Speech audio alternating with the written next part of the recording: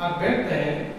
क्योंकि जो भी चीजें अनुभव में अनुभव वाली चीजें व्यक्त की जा सकती नहीं है, तो नाम भी अनुभव से जाना जाता है और स्वरूप का ज्ञान जो अनुभव के द्वारा होता है। तो कहते हैं अकथ दोनों है और अनादि, नाम भी अनादि, जिसका आदि नहीं है, शुरू नहीं है और जिसका अंत नहीं है उसे अनादि कहते हैं। क्या कहते हैं? अनादि। जो कभी शुरू ना हुआ हो और जिसका कभी अंत ना हो, हमेशा रहने वाला हो, इसलिए परमात्मा को ही अविनाशी कहते हैं, वो हमेशा रहने वाला है। तो कहते हैं कि नाम भी अनादि है और स्वरूप भी अनादि है। अकथ अनादि सुसामुज साधी, लेकिन समझ में कैसे आएगा जो अकथ है, जो अनादि है? तो कहते साध करके, साधना करके, अनुभव करके वो समझ में आने वाला है। अनुभव गम्य जय गामय संता, जो अनुभव गम्य है, साध करके जिसे समझा जा सकता है और बातों से इसे समझा सकता नहीं बन। तो सभी धर्म ग्रंथ, सभी धर्म के लोग नाम जपने की सलाह देते हैं और मन भगवान में लगाने का सलाह देते हैं। लेकिन महापुरुष कहते हैं कि नाम तमाम है, अकथ नाम कौन सा है? जिसको अव्यक्त भगवान कृष्ण ने कहा, अव्यक्त अक्षर इत्युतस्मात् प्राप्तिं यम प्राप्त न निर्वर्तन्ते तद्धाम परमम्, कि हे अर्जुन, मेरा अव्यक्त अक्षर ऐसा परम धाम है, अविनाशी है, जिसको प्राप्त होकर के जीव पुनर्जन्म को लौटता फिर लौटता नहीं, वो मेरा परम धाम। जहां वही कबीर ने लिखा कि संतों सो निज देश हमारा, जहां जाए फिर हंस न आवे 84 की धार। जहां जाकर के फिर जीव 84 लाख योनियों में आता नहीं, वही भगवान कृष्ण कहते हैं। क्योंकि जिन महापुरुषों ने अपने अंदर सत्य का अनुभव किया, तो सबका अनुभव एक है, अनुभव में अंतर नहीं रहता।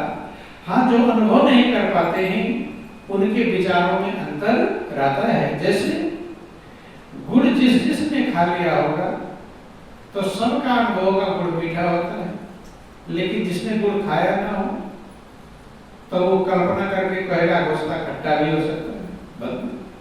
ठीक इसी प्रकार से जिन्होंने अनुभव किया उन सब महापुरुषों का अनुभव एक ही है, और इसलिए जो गहराई में उतरते हैं, जो अनुभव करते हैं, वे सबको एक समझते हैं, और जो अनुभव नहीं कर पाते उनके अनुसार भेद है, भिन्नता है, अलगाववाद है, और अलगाववाद में झंझट है। तो रामायण वर्णन किया गया कि जो नाम है, बंदो नाम राम रघुबर को, हे तो कृषाण भान हिमकर को। तुलसीदास जी कहते हैं कि मैं प्रभु के नाम की वंदना करता हूं। किसकी वंदना? नाम की। कि बंदो नाम राम रघुबर को, हे तो कृषाण भानु हिम करे को। जो सब में रमने वाला, नाम के लिए तमाम विशेषण लगाया जाता है, उसे हरि नाम कहते हैं। विशेषण है हरि, जो सारे तापों को हरण कर लेता है, इसलिए उसको हरि नाम कहते हैं। उसे पावन नाम कहकर पुकारा गया। आप लोग सुनते हैं, सुमिर पवन सुत पावन नामो अपने बस कर राखियो राम। चूंकि वो पावन है, वही एक सत्ता है जो पवित्र है, उसी से हम पवित्र बने हुए हैं, उसके हटते ही आप पवित्र हैं। तो जितने भी नाम के पहले जो शब्द लगाए जाते हैं वो चरित्र वाले नाम हैं, वे विशेषण वाले नाम, विशेषता वाले नाम हैं। इसीलिए वर्णन आया कि भगवान शंकर ने 100 करोड़ चरित्र वाले नामों में से उस पावन नाम को प्राप्त किया, चुना था कि ब्रह्म राम ते नाम वर्ण वरदा दायक वरदान, रामचरित सतकोटि महा लिए महेश जिए जान। कहते हैं कि नाम ब्रह्म माने निराकार और राम माने साकार।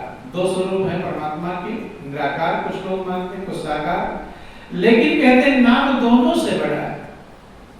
वरदायक वरदान, वरदान देने वालों को वरदान देता है, लेकिन वो नाम कहाँ है? कहते रामचरित सतकोटि का 100 करोड़ चरित्र वाले नामों में से, चरित्र माने गुण, महिमा, महिमा वाले नामों में से, गुण वाले नाम, गुणवाचक नामों में से लिए महेश जिए जान।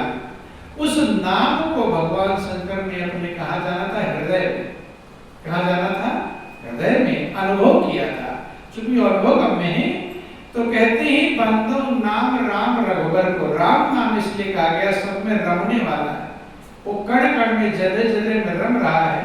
महापुरुष कहते हैं कि रमे निरंतर आत्मा हर घट आठो याम, ताहि ते संतन धर्यो राम ताहि को नाम। सब में रम रहा है। विज्ञान वाले इस बात को कहते हैं, वैज्ञानिक कहते हैं कि जो परमाणु होता है, परमाणु के अंदर भी इलेक्ट्रॉन, प्रोटॉन, न्यूट्रॉन जो कण पाए जाते हैं वो भी उसमें संचालित रहते हैं। इलेक्ट्रॉन प्रोटॉन चक्कर लगाते हैं।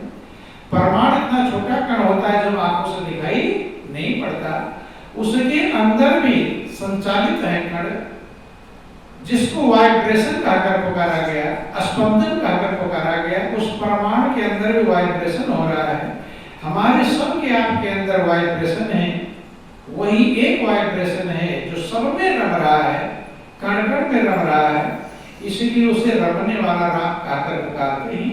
बंधु कहते हैं कि उसका प्रमाण बताया, हे तो कृषान भान हिमकर को, वो कारण है। कृषान माने अग्नि, भान माने सूर्य और हिमकर माने चंद्रमा। वो तीनों का कारण है। ये प्रकाश देने वाली चीजें, पहले प्रकाश देने वाली चीजें कौन थी? सूर्य था, चंद्रमा था, अग्नि। तो कहते हैं कि ये नाम जो है वो तीनों का कारण है, तीनों को प्रकाशित करने वाला है। क्या करने वाला है? प्रकाशित करने वाला है। बोलिए प्रेम से गुरुदेव महाराज की जय। गुरु नानक लिखा गुरबाणी में कि शब्द ही धरती, शब्द आकाश, शब्द ही शब्द भयो प्रकाश, सगली सिर्फ शब्द के पाछे नानक शब्द घटा घट आछी। शब्द से ही सारी सृष्टि उत्पन्न होती है, शब्द से धरती बनती है, शब्द से आकाश बना है और वो शब्द घट घट में मौजूद है। उसी शब्द के द्वारा प्रकाश होता है। तो जो प्रकाश वाली चीजें हैं वो शब्द के कारण, शब्द ही उसका कारण है, नाम ही उसका कारण है। विधि हरिहर में वेद प्राण सो, अगुण अनुपम गुण निधान सो। कहते हैं विधि हरिहर में, जो तीनों में मौजूद है। विधि में माने ब्रह्मा में भी है, हरि माने विष्णु में भी है और हर माने शंकर में भी। जो तीन सबसे बड़े देव कहलाते हैं वो नाम सबके अंदर मौजूद है। विधि हरिहर में है। वेद प्राण, जो वेदों का प्राण है। क्या है? वेदों का प्राण। जैसे किसी के अंदर से प्राण हटा दिया जाए तो निर्जीव बन जाएगा। क्या बन जाएगा? निर्जीव। ऐसे वेदों में से अगर शब्द को हटा दिया जाए, नाम को हटा दिया जाए, तो वेद शास्त्र पुराण भी निर्जीव बन जाएंगे। उनका महत्व नाम के कारण ही वो प्राण है। विधि हरिहर में वेद प्राण सो और अगुण अनुपम गुण निधान सो। जो अगुण है माने निर्गुण है, अनुपम है जिसकी उपमा नहीं की जा सकती, और गुण निधान सो गुणों का भंडार है। माने निर्गुण भी है और सगुण भी है, दोनों है नाम। आगे और वर्णन करते हैं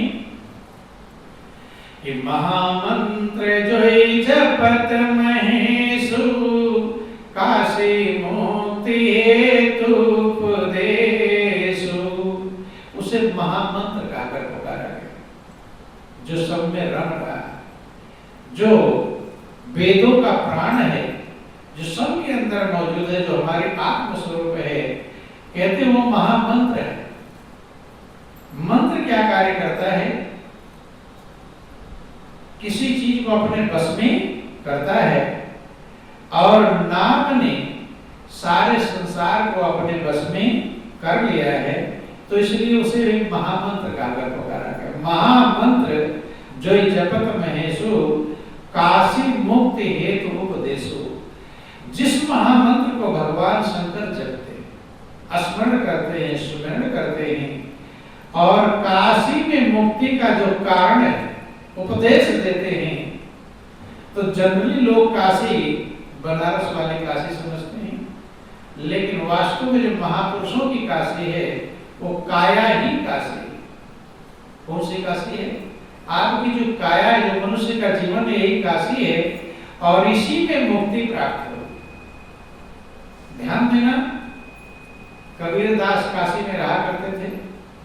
वो समझाते थे इस बात को कि काशी में एक चीज प्रचलित था कि काशी में मरने से मुक्ति प्राप्त हो जाएगी, लेकिन कबीर दास समझाते थे कि इस काशी में नहीं, काया रूपी काशी की जब आप गहराई में उतर जाएंगे, इसमें जो परमात्मा है, उस काया रूपी काशी में जब उसे ढूंढ लेंगे, उसमें मन लगा लेंगे, उसमें मन को स्थिर कर लेंगे, तब आपको मुक्ति प्राप्त हो। बोलिए प्रेम से गुरुदेव महाराज की जय, गुरु वृंदावन बिहारी लाल की जय। तो लोगों